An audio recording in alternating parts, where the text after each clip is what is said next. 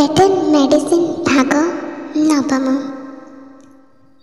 बाबूंको निशा छाड़ प्रतिज्ञा परठारु 2 मास गला, 4 मास गला, 6 मास भी गलानी। साई पड़िशा ज्ञाति बंधु बांधव माने देखिले चंद्रमणि बाबूंको घरे रोज सकाळे 2 जण मध्यरे फटाफट लगी थाए।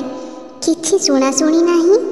2 जण जाक एक जगार बसी हस खुशी कथबार्ता करती, किताब पढ़ती, उत्कल, मुकुर, दीपिका आदि खबर कागज मध्य पढ़ती।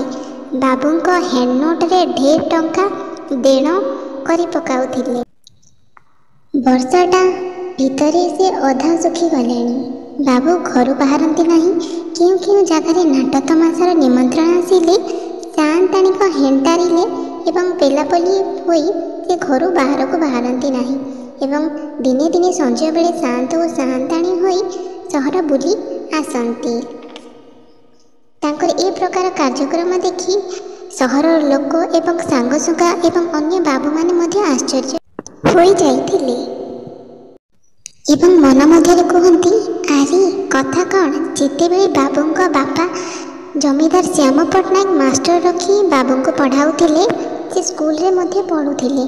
केवल दिन राति तांकर बदखियाली और चरित्र एका बेले खराब हो जाइथिला। राति जाक मद जागा मानकरे बुली बुली मतुआला हेउथिले। जेतेबेले मतुआला एवं मद लोक सांगरे पड़ी से खराब हेबाकु लागिले तो केते भल लोक 5 जण कहिले पुअर विवाह हेले तार चरित्र बदली जीव। तेणु जमीदार श्याम पट्टनायक रामकृष्ण महांतीकर गोटे झील जी की परम सुंदरी गुणवती ताकू निज घरर बहु करी आनिबाकु स्थिर कले एवं विवाह घर पर मध्य पुओ मध्य कौन सुधार देखागला नहीं।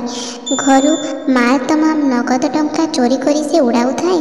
देण 5 टंकार नहीं 20 टंकार हैंडनोट लिखि दिए। एणे घर कथा जमीदारी कथा से किसी बुझे नहीं। जमीदार श्याम बाबू देखिले उड़ांगारटी को आउ संभाली हेब नहीं एवं से तांको नारे अनेक मध्य संपत्ति लिखि जाइछंती। तेणु से बारंबार चंद्रमणि बाबू को बुझाइବାକୁ चेष्टा करुथिले। ता सहित ससुर मध्य आसी तांको बुझाइବାକୁ चेष्टा करुथिले हेले तार कोनोसी फल मिली नथिला। मात्र जेतेबेले चंद्रमणि बाबूंकर विराट बड़ परिवर्तन देखिछंती समस्ते आश्चर्य हो जाइछंती एवं से भितरे गोपी बाबू आसी जड़े मस्करिया भली हसी हसी कहले, से दिन रात्रि जो सान्ताणी जे अर्दली छांचुणी वृष्टि करते यह ताहार ही फल। छांचुणी प्रहारे भूत पेत चली जाए मात्र निशा बदलेखिया जेते उत्कट रोग मध्य छांचुणी प्रहार रे सब छु हो जाए। यह ताहार ही प्रभाव। श्यामघन बाबू हसी हसी कहले, कहीं वैद्यशास्त्र एवं डाक्टरी किताब रे कहीं ए रोगर तो औषधर व्यवस्था किछि नाही। गोपी बाबू कहले, अरे तुम्हें बुझिल नहीं एटा हैला सान्ताणी आविष्कार पेटर्न मेडिसिन।